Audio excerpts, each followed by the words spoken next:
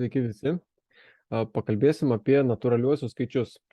Iš pirmo žvilgsnio gal tai yra ir patys paprasčiausi skaičiai ir gal atrodo ta tema yra nesudėtinga, tačiau yra tam tikrų niuansų, įdomybių ir tiesiog galim panagrinėti ir pasižiūrėti, kaip čia viskas atrodo, kaip viskas gaunasi.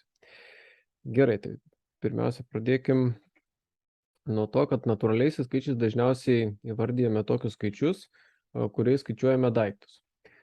Pirmasis natūralusis skaičius yra vienetas, o paskutiniojo mes nežinome, nes po kiekvieno kito skaičiaus galime rasti kitą. Natūraliųjų skaičių aibę dažniausiai žymime raidę n didžiąją.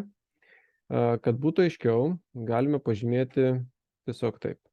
N lygų riestinėse skliaustuose galim pažymėti, pavyzdžiui, skaičius 1, 2, 3, 4, 5 ir taip toliau, kad būtų suprantamiau.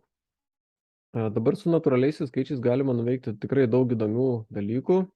Pavyzdžiui, panagrinėti skaičių dalumą, galim mes juos ten sudėti, atimt, dalinti, dauginti ir taip toliau, bet visą tai pakalbėsime apie tai kitose temose. Pasiaiškinkime dabar, kokie natūraliai skaičiai yra lyginiai, o kokie nelyginiai.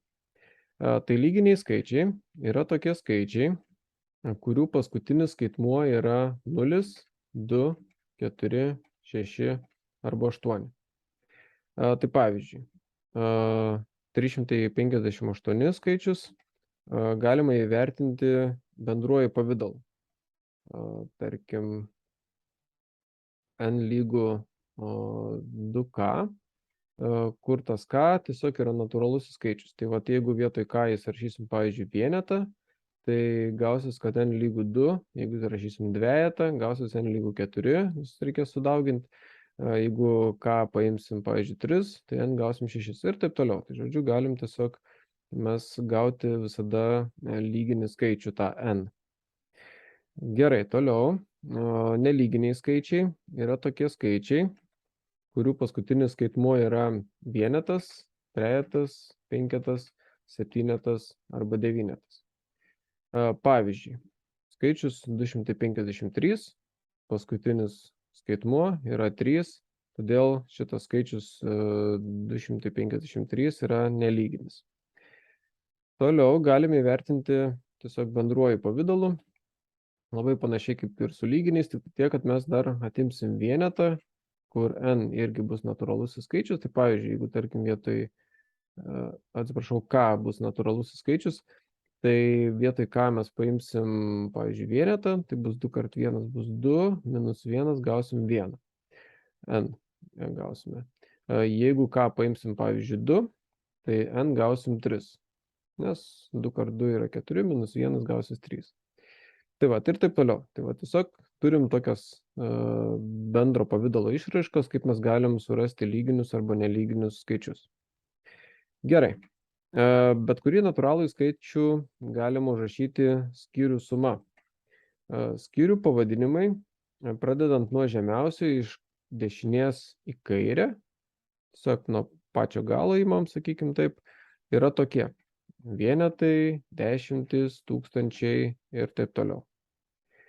Pavyzdžiui, skaičių 2453 sudaro 3 vienetai, 5 dešimtys, 400 ir 2000. Tai va, tiesiog, va taip galime kiekvieną skaičiuką išsiskaidyti atskirai. Skaičiaus skyriai, pradedant iš dešinės, skirstomi į klases. Po 3 skyrius kiekvienoje toje klasėje. 3 pirmieji skyriai, vienetai, dešimtis, šimtai, sudaro vienetų klasę.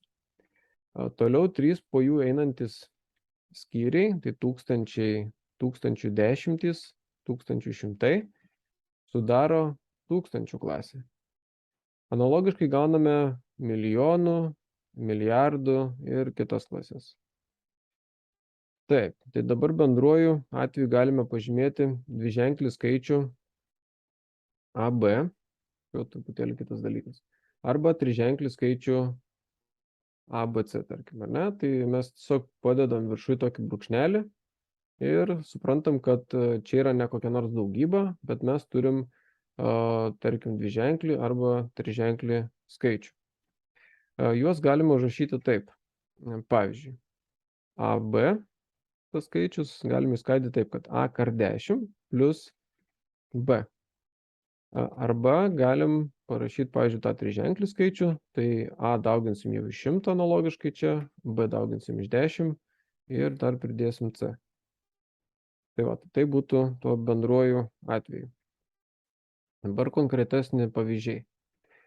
Tarkim, skaičių 27 galim išskaidyti šitokiu būdu. Tai 27 būtų 2 kart 10 ir plus 7. Tai viskas taip ir gaunasi. 2 kart 10 yra 20, plus 7 yra 27. Galim panagrinėti, pavyzdžiui, skaičių 409. Jį galime išskaidyti šitaip. Tai 4 kart 100 plus 0 kart 10 ir plus 9. Tai va, apžvelgėme natūraliuosius skaičius, pasiaiškiname, kokie yra lyginiai, kokie nelyginiai, apžvelgėme skyrius ir klases ir pasižiūrėjom, kaip galima gražiai išsiskaidyti tuos natūraliuosius skaičius. Tai va, tai tiek būtų pradžioje apie natūraliuosius skaičius. Aš manau, kad viskas tikrai buvo aišku ir susitiksime mes kitose video. Sėkmės visiems ir iki.